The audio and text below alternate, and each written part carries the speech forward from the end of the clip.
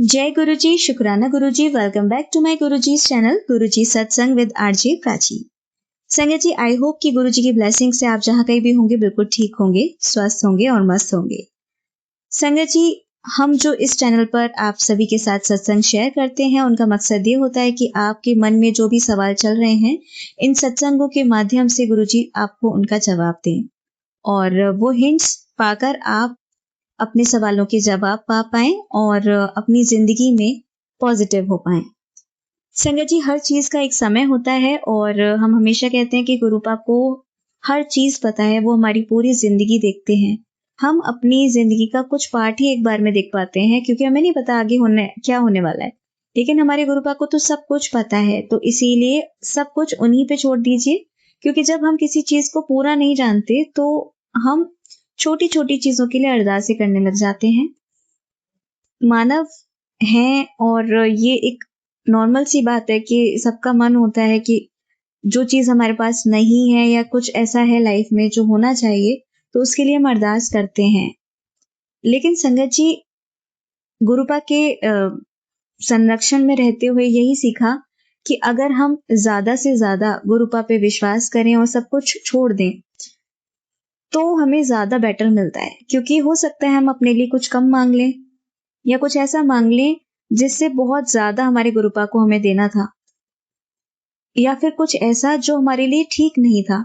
अब हम इतनी जिद करने लग जाते हैं तो गुरुपा को हमें मजबूर होकर देना पड़ता है।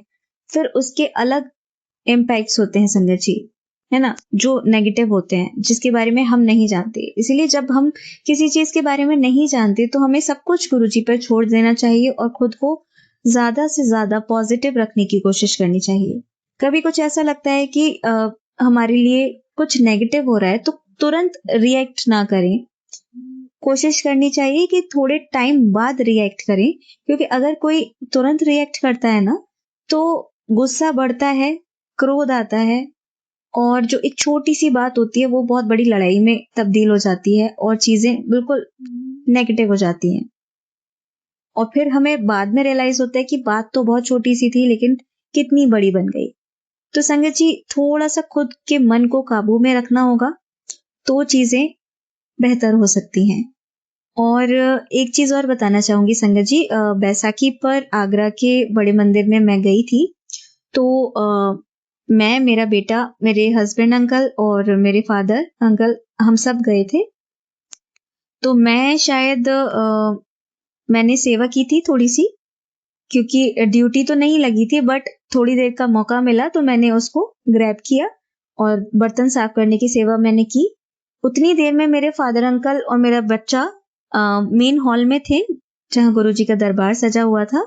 तो वहां पे जो भाटिया अंकल हैं, आगरा की गुरुजी की ओल्ड संगत, तो वो सत्संग शेयर कर रहे थे। तो घर पर आकर मेरे फादर ने मुझे बताया कि ये सत्संग शेयर किया कि शॉर्ट में आपको बताऊंगी कि मतलब एक आंटी गुरुजी से बहुत ज्यादा जिद कर रही थी कि उनको लड़का चाहिए और उनके लड़का नहीं हो रहा था। आई डोंट नो उनकी लड़कियां थी क्या था, बट उन्हें लड़का चाहिए था। तो गुरुजी ने पहले तो बहुत मतलब ऐसा किया कि नहीं, मतलब नहीं उनको ब्लेस कर रहे थे लड़का, बट जब उन्होंने बहुत ज्यादा जिद की, वो नहीं मानी, तो मजबूर होके गुरुजी को ब्लेस करना पड़ा। लेकिन क्या हुआ कि जो अंकल जी थे उनको गुरुजी ने पहले ही बोल दिया था कि ये आंटी नहीं मान रही हैं, इसलिए मजबूर होकर मुझे ये ब्लेस करना पड़ रहा है, लेकिन वो तुम्हारे भाग्य में है ही नहीं। जो चीज भाग्य में नहीं है उसे मैं कैसे दे सकता हूं? मैं विधाता के विधान को नहीं बदल सकता, लेकिन अगर तुम कोई चीज जबरदस्ती मुझसे मांगोगे तो उसको दूसरे तरीके से विधाता छीन भी लेता है, क्योंकि वो तुम्हारे लिए ठीक नहीं है। तो उन्होंने अंकल को, उनके हस्बैंड अंकल को पहले ही बता दिया था कि ये बच्चा अपने 11th बर्थडे पर अपनी अब कौन से सिंगर थे आई डोंट नो, उनका शब्द चल रहा होगा और दूध प्रसाद जैसे ही ये ग्रहण करेगा, इसकी ऑन द स्पॉट डेथ हो जाएगी। तो ये सुनकर उन अंकल जी को बहुत शौक लगा। उन्होंने कहा कि ऐसे कैसे? तो ये तो लिखा हुआ है, ये ऐसा होना ही है, लेकिन वो अंकल बोले कि आप मेरी आंटी को ये बात नहीं बताना, जिससे कि उनको एकदम सदमा ना लगे। तो ये हुआ संगत जी, और एग्जैक्टली ऐसा ही हुआ। जब बच्चा 11 ईयर्स का हुआ तो जो गुरुजी के शब्द थे वो सच हुए। तो कहने का मतलब ये था कि हम जबरदस्ती अगर कुछ मांग लेते हैं ना, तो उसका बहुत नेगेटिव इम्पैक्ट हमारी लाइफ में होता है, जो हम नहीं जानते।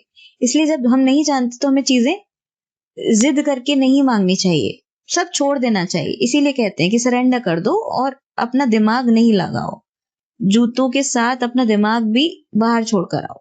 इसका रीजन ये है संगत जी। उसके बाद क्या हुआ, जब मैं घर आ गई, मैंने ये सत्संग नहीं सुना था, मेरे फादर ने मुझे घर आके सुनाया कि ऐसे ऐसे वहां पे भाटी अंकल ने ये सत्संग सुनाया। यानी कि अच्छा ठीक है, ये सत्संग मैंने कभी सुना नहीं था। उसके बाद मैं अपना ये वीडियोस अपलोड करने के लिए संगत के सत्संग सुन रही थी। तो यूट्यूब पे स्क्रॉल करते हुए अब इतना टाइम नहीं होता संगत जी कि अपलोड भी करें, उनका सत्संग भी सुने और किसी और संगत का भी एक्स्ट्रा जो वीडियोस आती हैं अलग चैनल्स की वो भी सुन लें। बट एक वीडियो बहुत बार मेरे सामने आई गुरुजी की, उस पे कोई थंबनेल भी नहीं था कुछ, बट वो बार बार आ रही थी। तो फिर पता नहीं, अब यही गुरुजी थॉट देते हैं ना जो उन्हें कराना होता है। अब मैंने उसको प्ले किया, मैंने सोचा कि चलो अब सुन ही लेते हैं, क्या है ज्यादा बड़ा नहीं है, ये 8 मिनट का है, इसको सुन लेते हैं। सेम सत्संग, सेम सत्संग जो मेरे फादर ने मुझे वहां से आकर सुनाया, वही एग्जैक्टली सेम। मैंने कहा ये कैसे, गुरुजी कब क्या लीला रच दे, हम जान ही नहीं पाते। तो मतलब एक तरीके से डबल वो मैंने सत्संग सुना, और फिर मुझे अभी ये थॉट आया कि मुझे ये शेयर करना चाहिए। तो संगत जी बहुत चीजें सीखने को मिलती हैं अपने गुरु पास से, और इन सत्संग से जो ओल्ड संगत के हैं या फिर नए भी, तो इन्हें अपनी लाइफ में हमें उतारना है। जितनी जल्दी हम इन चीजों को समझ पाएंगे उतना ही हमारे लिए अच्छा है। तो इसीलिए संगत जी बस यही कहना चाहूंगी कि कहना आसान है, करना मुश्किल है, जानती हूँ, क्योंकि मैं भी इंसान हूँ। तो ये है कि हम कोशिश कर सकते हैं, तो हमें कोशिश करनी चाहिए गुरु जी के वचनों पर चलने की, जो वो कहते थे उसे मानने की, और पूरी लाइफ को टोटल सरेंडर करने की। बस यही कहना चाहूंगी संगत जी। और जैसे कि मैं हमेशा कहती हूँ कि मंडे थर्सडे 7 या 16, जैसे कि 6+1 इज ऑल्सो 7। तो जब भी आपको ऐसा लगे कि 7 की ब्लेसिंग जो हमारे गुरु जी की फेवरेट है और हम सब संगत की भी, वो हो रही है, या फिर कुछ स्पेशल डे है, जैसे थर्सडे तो गुरु जी का ही डे होता है, मंडे होता है, तो इन पे तो एटलीस्ट हमें सत्संग करना चाहिए। और नहीं कर सकते तो ये जो हम सत्संग सुन रहे हैं, इसे भी इतने अच्छे भाव से सुनना चाहिए कि बस ये लगे कि हम जैसे खुद ही सत्संग कर रहे हैं, हम गुरुजी के आश्रम में जाके बैठे हैं। इमेजिनेशन भी एक बहुत बड़ी पावर होती है संगत जी। मैंने एक आंटी को देखा था एक रील में, वो इस तरीके से गुरुजी का आसन बिछा रही थी जिससे कि सच में गुरुजी को वहां पर विराजमान करेंगी, वो विराजित करेंगी। तो कितनी बड़ी बात है कि अगर आप इमेजिन करते हैं किसी चीज को उस शिद्दत से, और हमारे गुरुजी तो हमारे हर स्वरूप में विराजमान हैं, तो वो ये चीज देखते हैं कि कितने भाव इसके प्योर हैं, तो वो जरूर आते हैं और अपनी प्रेजेंस दिखाते हैं। आपको ये मुझे बताने की जरूरत नहीं है कि गुरुजी अपनी प्रेजेंस कैसे दिखाते हैं। पल पल देते हैं हमें, इतनी इतनी ब्लेसिंग्स देते हैं कि जिसका हम बस जय गुरु जी कहते रह जाते हैं संगत जी, क्योंकि शुक्राना करने की औकात हम लोगों की है ही नहीं। हम इतना शुक्राना कर ही नहीं सकते जितना वो हमें ब्लेसिंग्स देते हैं। तो बस संगत जी चीजों को समझते हुए और अपने प्योर भाव के साथ सत्संग करें या सत्संग सुन लें।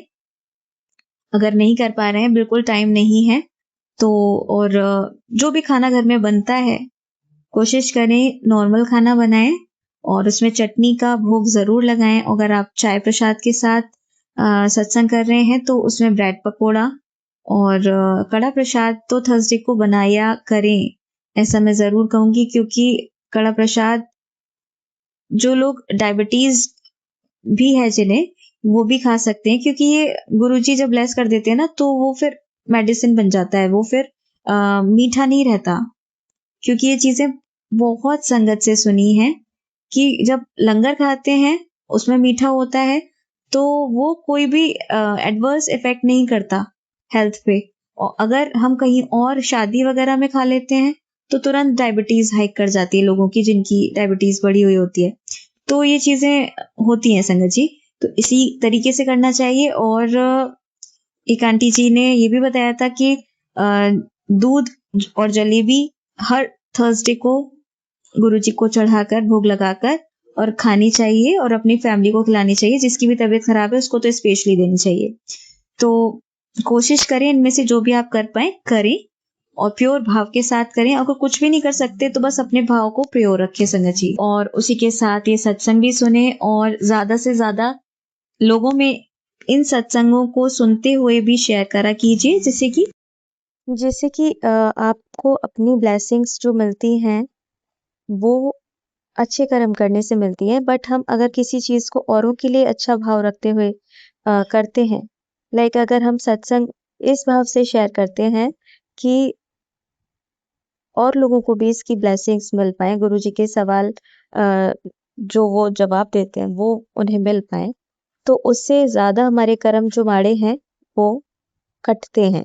तो संगत जी, इसलिए इस सत्संगों को और लोगों के साथ और संगत के साथ, या जो संगत नहीं भी है उनके साथ जरूर शेयर करें। और इसी के साथ आइए सुनते हैं आज का सत्संग। जय गुरु जी।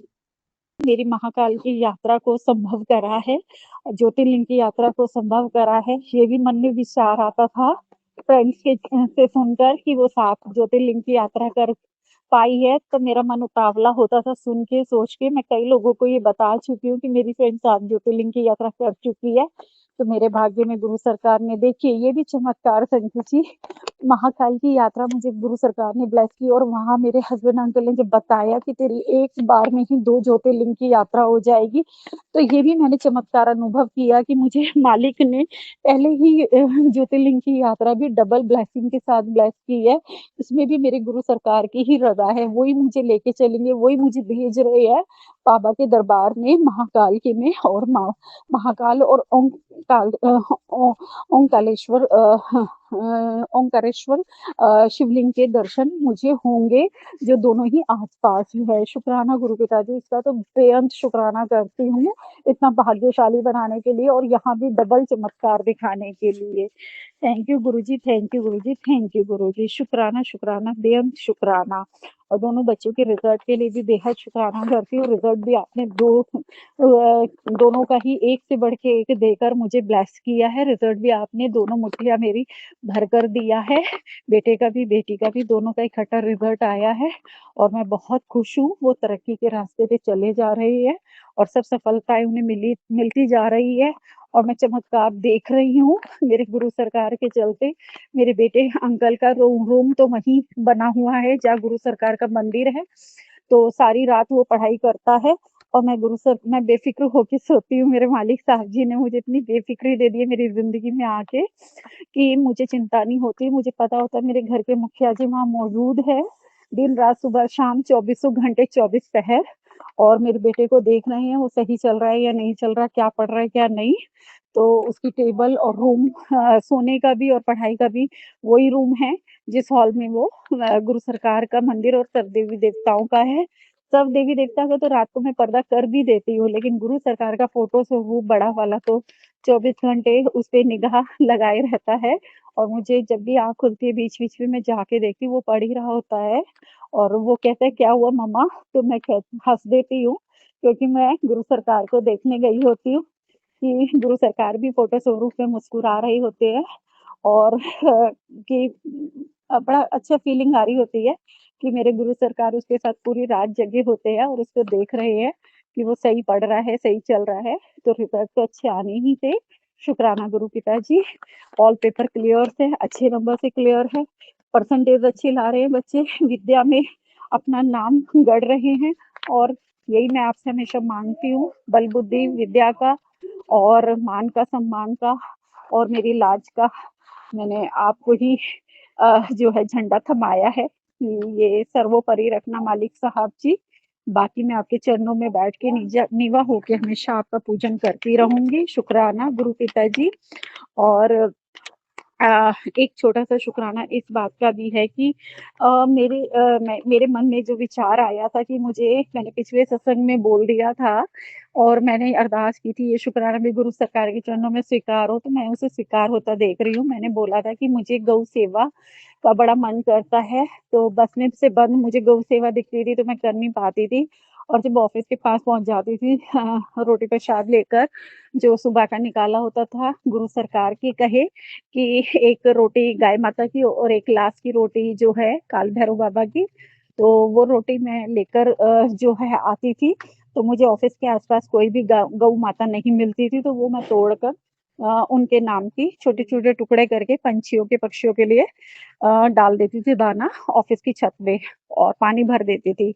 लेकिन जब मैंने मन में विचार आया कि काश मैं डायरेक्ट गौ माता को हाथ से खिला पाऊँ, तो ये छोटी-सी विश भी मेरे गुरुपिता ने इतने अच्छे बेहद तरीके से, चमत्कारी तरीके से पूरी कर दी। 3 बार से मुझे अपने हाथ से रोटी, केले प्रसाद और डॉगी को भी रोटी खिलाने का सौभाग्य मिलता जा रहा है और तो और मुझे ऑफ़िस के पास ही एक गाय ने बड़ी ज़ोर से आवाज़ लगा के बुलाया, जो मंदिर के बाहर खड़ी हुई ज़ोर-ज़ोर से आवाज़ें लगा रही थी और मैंने मंदिर के भी दर्शन किए और गौ की भी सेवा की और दूसरा कि एक दिन मैं थोड़ी आगे मैंने बहुत सारी गौ माताओं को अपने ऑफ़िस से आगे 2 गलियाँ आगे से निकलते हुए दूर एक गाय को और खड़े हुए देखा, मेरा मन किया मुझे उसकी भी सेवा करनी चाहिए। तो सामने खड़े हुए केले वाले को देखकर मैंने रोटी तो गौ माता को खिला दी थी, छोटी वाली गौ माता जो आवाज़ें लगा रही थी और मेरे पास खत्म हो गई थी, तो मैंने तुरंत ऑनलाइन से केले खरीद के उस गौ माता के लिए लेकर जब मैं आगे पीछे-पीछे गई, तो मैं देखकर हैरान थी, वो दोनों गाय तेज़ी में आगे निकल गई और उसके पीछे से गेट से इतनी सारी गौ माताएँ निकल कर आई, 6-7 गौ माताएँ और एक-एक कलर की, सबसे बड़ी ब्लैक कलर की, फिर व्हाइट कलर की, फिर रेड कलर की, फिर डॉटेड ब्लैक एंड व्हाइट की जो मुझे हमेशा गुरुजी याद दिलाते हैं कि ये जो है व्हाइट वाली कामधेनु माता है, रेड वाली कामधेनु माता है और जो है ये वाली कृष्ण जी की गाय है और ये वाली मैंने नाम रख रखे हैं संगत जी, मुझे मतलब अंदर से फीलिंग अंतर्मन से आती है और जो डॉटेड वाला वो तो मुझे बिल्कुल नंदी बैल जी लगते हैं। चाहे वो पूरे ब्लैक मिले या ब्लैक और व्हाइट डॉट में तो मैं नंदी बैल ही उन्हें पुकारती हूँ और उनको अपने हाथ से खिलाने की सेवा भरपूर मिली। उस दिन तो मैं तृप्ति हो गई। शुक्राना गुरु पिताजी बेहद शुक्राना मुझे तो पता ही नहीं था यहाँ इतनी सारी लाइन से निकल रही थी और उनके पीछे उनका मालिक आ रहा था। तो आई होप कि यहाँ आस-पास कहीं बहुत बड़ी गौशाला थी, वहाँ से वो लाइन में लेके निकल रहे थे और एक लड़के ने देखकर मुझे बोला कि नहीं खाएँगे ये क्योंकि 2 गाय ने वो मुँह के लगाया लेकिन सूँघ के आगे चल दी थी। लेकिन जब नंदी बैल जी निकले तो उन्होंने बड़ा मस्त होके खाया जबकि लड़का बोल रहा था नहीं खाएँगे और मेरे को विश्वास था कि ऐसे नहीं खाएँगे और क्या कभी बोल रहा था कि छील के खिलाओ, ये छिलके समेत नहीं खाते हैं और मैं उनको बोल रही थी नहीं मैंने पीछे भी गाय को खिलाया है, उन्होंने तो ऐसे खा लिया था, लेकिन ये वाले क्यों नहीं खा रहे? व्हाइट वाली ने नहीं खाया, ब्लैक वाली ने नहीं खाया, भूरी वाली ने नहीं खाया और जब वो नंदी बैल के रूप में ब्लैक एंड व्हाइट में निकले तो उन्होंने भर-भर के खाया। उसके बाद एक और पीछे बिल्कुल ब्लैक निकले, उन्होंने भी खाया और मुझे तसल्ली मिल गई। शुक्राना गुरु पिताजी सुकून देने के लिए, जो सुकून के पल आप देते हो ना, उसका तो बेअंत शुक्राना है गुरु पिताजी जो चमत्कार से भरे होते हैं। Love you Guruji, thank you Guruji, शुक्राना गुरुजी। और गुरुजी इस अ, एक छोटा-सा शुक्राना ये भी कहना चाहती हूँ कि हाँ, जो मेरे ऑफ़िस में बिल जमा करने के लिए बिजली बिल जमा करने के लिए मेरे सीट के सामने वाली सीट पे जनरली कंज़्यूमर्स आते रहते हैं।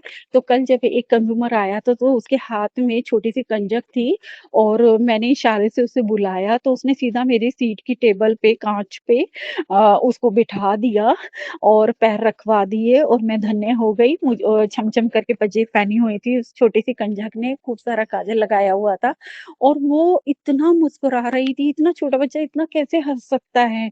उसके चेहरे की हाव-भाव अलग ही थे, बिल्कुल साक्षात माता का रूप थी और मैंने जो है उसको भर-भर कर प्यार भी किया, दुलार भी किया और थोड़ी पे हाथ लगाया, बहुत ही प्यारी बच्ची थी और कंज़्यूमर भी खुश हो रहा था ये देखकर कि मैम को इससे कितना अटैचमेंट हो रहा है। एक्चुअली मैं भाग्य लक्ष्मी माता को जब भी देखती हूँ, तो नतमस्तक हो जाती हूँ।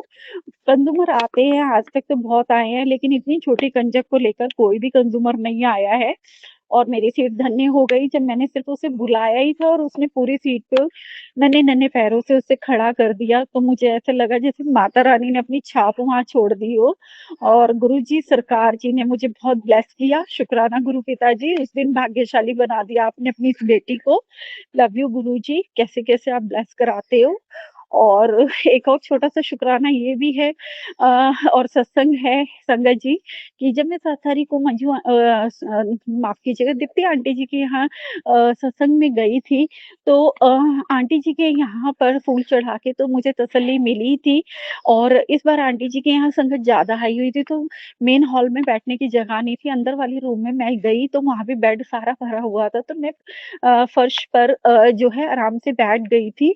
तो वहाँ पर मुझे एक आरती होने के बाद मैं दोबारा से वहीं पर जाकर बैठी थी लंगर प्रसाद के लिए, तो एक आंटी ने कहा कि मैं सेवा कर रही हूँ, आप मेरे छोटे बच्चे को अपने पास बिठा लो और वो इतना छोटा बच्चा फर्स्ट टाइम मुझे मिला था और उसकी आँखों में बिल्कुल वो अट्रैक्शन, वो रूप था जो गुरुजी के देखने का अंदाज़ है संगत जी, मैं देखती ही रह गई और अपने भाग्य को सच में मालिक साहब मैं बहुत भाग्यशाली हूँ, ये सच होता जा रहा है और आप सच में टीका लगाए हुए और छोटे से बिल्कुल नन्हे से बालक के रूप में आकर मेरे पास बैठे, एक-एक चीज़ आपने मेरे हाथों से खाई और जो गिराया उस प्रसाद को मैंने खाया क्योंकि मैं पहले मालिक की थाली निकालती थी, एक सत्संग में सुनने के बाद मैं वो थाली अब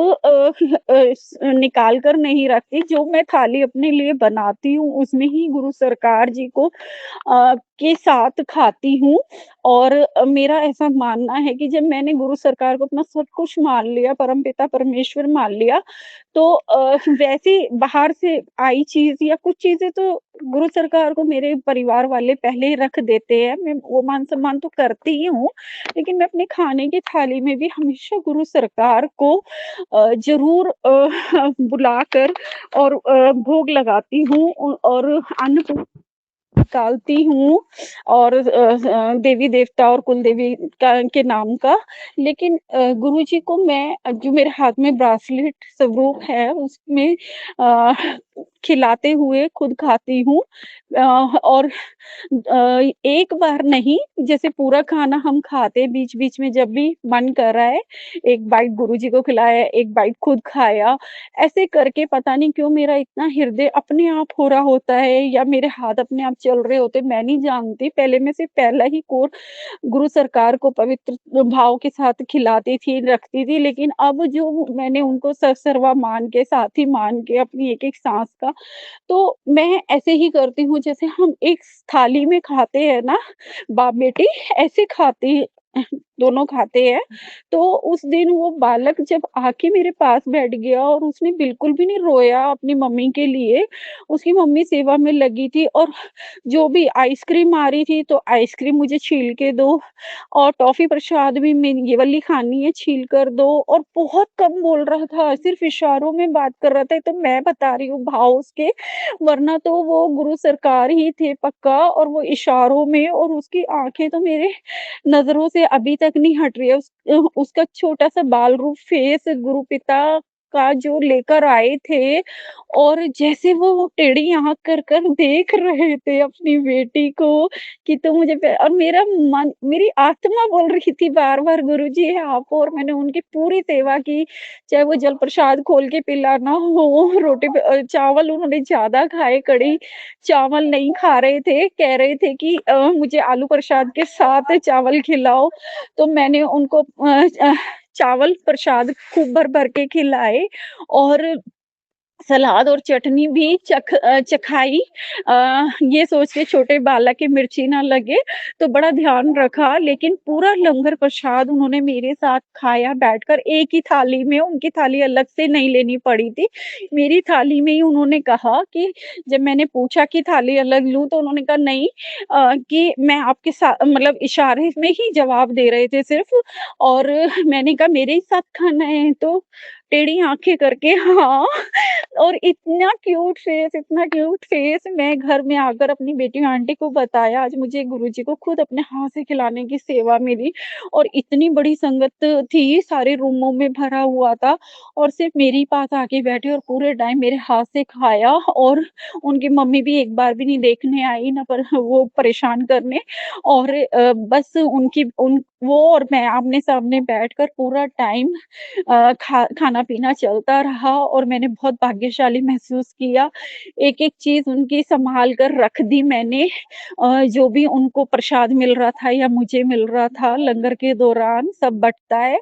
तो मैं भाग्यशाली हूँ गुरु पिताजी। और उसके बाद आप रेड छोटे से स्वरूप के रूप में, पॉकेट स्वरूप के रूप में मेरे पास मुझे ब्लेसिंग भी दिलवा दी आपने। सबको तो ब्रेसलेट बँटे थे, बड़े-बड़े भी, छोटे-छोटे भी, हर तरह के। लेकिन मेरे पास सिर्फ़ आप एक छोटे से फ़ोटो स्वरूप में, लेकिन बहुत ही सुंदर, जो मैंने कभी देखा नहीं है, मेरे पास कभी नहीं आया है। रेड चोले में बड़े प्यारे रूप में आप मेरे पास उस दिन आए।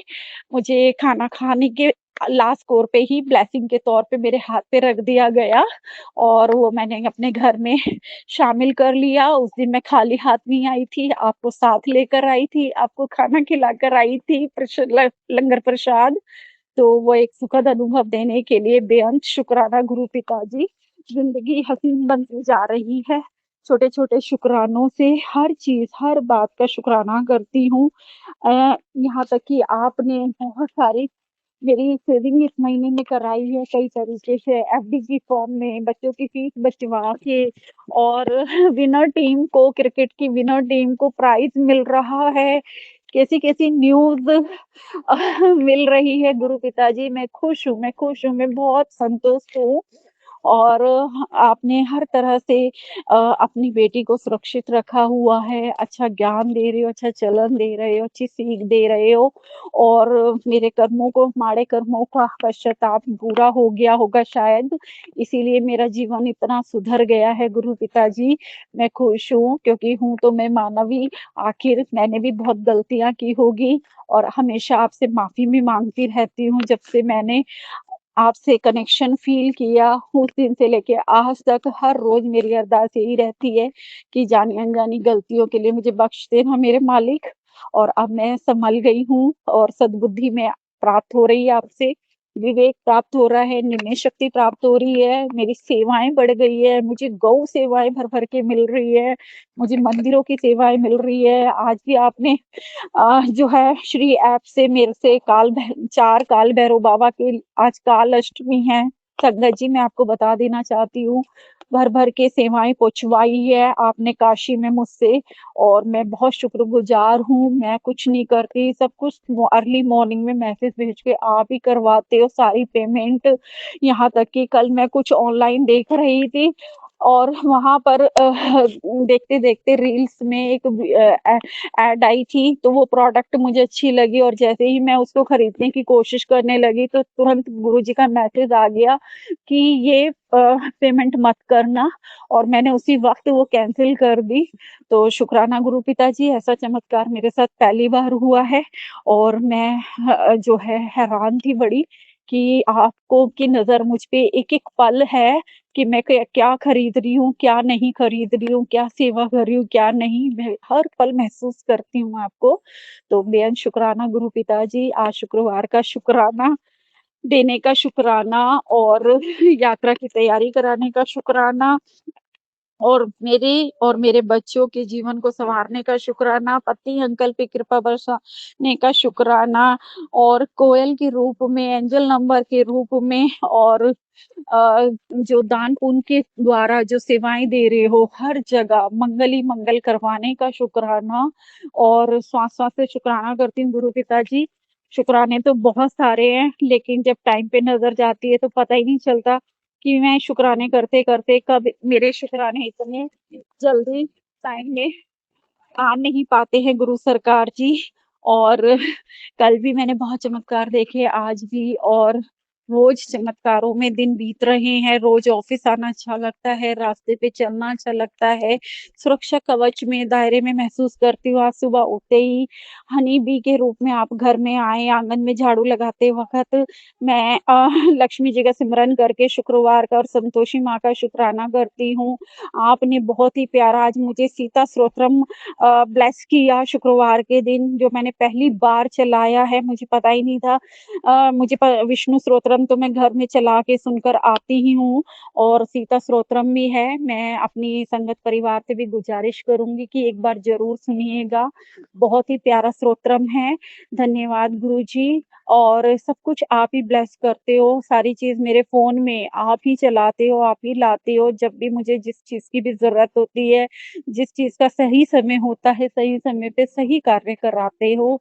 और सारे रिश्तों को, सबसे बड़ी बात है गुरु पिताजी, आपने सारे रिश्तों को बिल्कुल ढंग से रखा हुआ है, ना काहू से दोस्ती, ना काहू से बैर वाला हिसाब चल रहा है। उसके लिए तो बेहद शुक्राना करती हूँ। और गुरुजी ने भी अलार्म दे दिया है। आप फिर से कोयल की आवाज़ सुन रहे थे कि अब अपना शुक्राना यहीं पे विराम दे दें, और शुक्राने लेके आऊँगी, क्योंकि मुझे नहीं पता मैंने देख के, पढ़ के या बिना देखे जितने शुक्राने करे, उनमें से कौन से छूट गए हैं। और अगर छूट गए होंगे तो गुरु सरकार जी, मैं ये अगले शुक्राने में ज़रूर दोबारा से बखान लेकर आऊँगी। और जिन चीज़ों का मैं कर पाई, आपने बुलवाया, आपने करवाया, उसके लिए बेअंत शुक्राना। और मेरे सर पे हमेशा आपका हाथ रहे, मेरी जुबान पे हमेशा आपका नाम रहे, मेरे हृदय में हमेशा आपका वास रहे। उतार-चढ़ाव चाहे जितने भी आएँ गुरु पिताजी, आप हमेशा मेरे अंग-संग साथ रहें। सदा अंग-संग सहाय रहना, सदा अंग-संग सहाय रहना गुरु पिताजी, सदा अंग-संग सहाय रहना। धन्यवाद इस अमूल जीवन के लिए, हर चीज़ के लिए, हर बात के लिए, जो मिला उसके लिए, जो नहीं मिला उसके लिए। शुक्राना गुरु पिताजी, मैं बेहद खुश हूँ, मैं बहुत खुश हूँ गुरु पिताजी, मैं बहुत भाग्यशाली हूँ, क्योंकि आप मेरे पिता हो, आप मेरे गुरु हो, आप मेरे परमात्मा हो, आप मेरे महादेव हो। जय गुरु जी, शुक्राना गुरु जी। आंटी जी बहुत ही प्यारे और ब्लेस्ड सत्संग थे आपके। और मैं गुरुजी से अरदास करूंगी कि वो आपके ऊपर और आपकी फैमिली के ऊपर अपनी रहमतें यूं ही बरसाते रहें। और जो भी संगत इस सत्संग को सुन रही है, या जिन्होंने सुना या जिन्होंने नहीं भी सुना, सभी को गुरुजी ब्लेस करें, ऐसा मैं चाहूँगी। तो संगत जी, इसी के साथ मैं ये कहना चाहूँगी कि अगर आपका भी कोई सत्संग आप संगत जी के साथ शेयर करना चाहते हैं, तो आप मुझे मेरे व्हाट्सएप नंबर पर लिखकर या ईमेल आईडी पर लिखकर या बोलकर क्लियर ऑडियो भेज सकते हैं। और गुरु जी की कृपा से आपका सत्संग भी संगत जी के साथ ज़रूर शेयर किया जाएगा। अब अंत में मैं गुरु जी का मंत्र जाप करना चाहूँगी।